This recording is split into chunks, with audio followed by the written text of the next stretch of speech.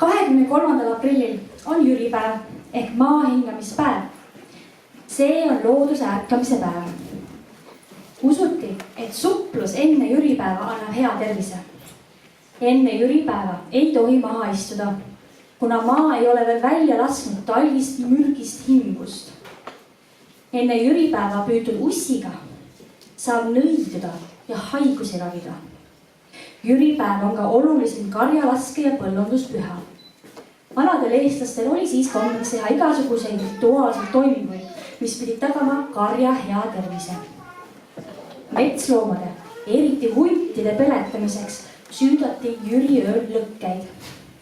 Jüripäev oli suur kolimise päev.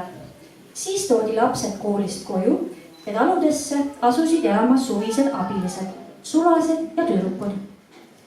Kaasajal võis igaüks istutada ühe puu, sest just jüripäeval maha pandud puu läheb hästi kasvama.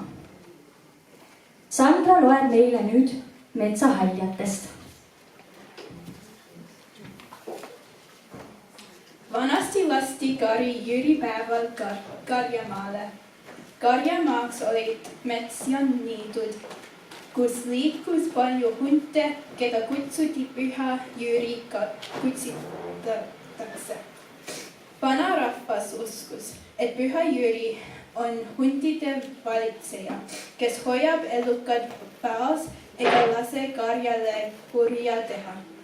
Sellepärast ei tohnudki enne jüripäeva karja välja lasta.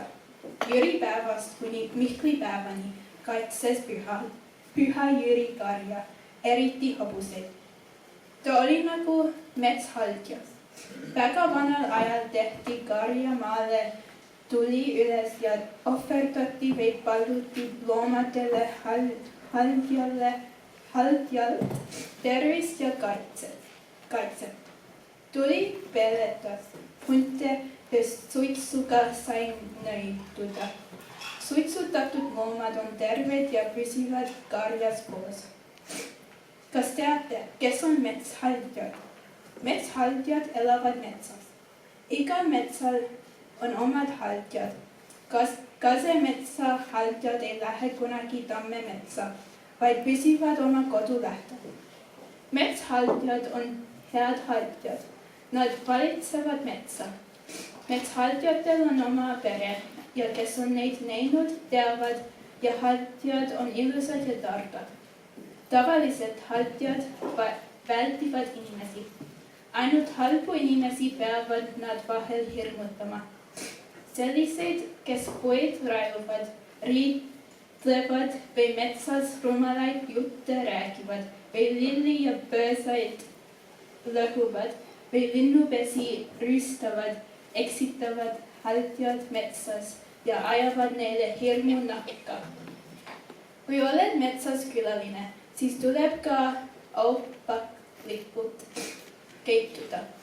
Kui korjad lilli, siis küsi õiennupu käest, kas ta lubab end kaasa võtta ja täna seeni ja marju, et nad sinule kõhuteid pakuvad.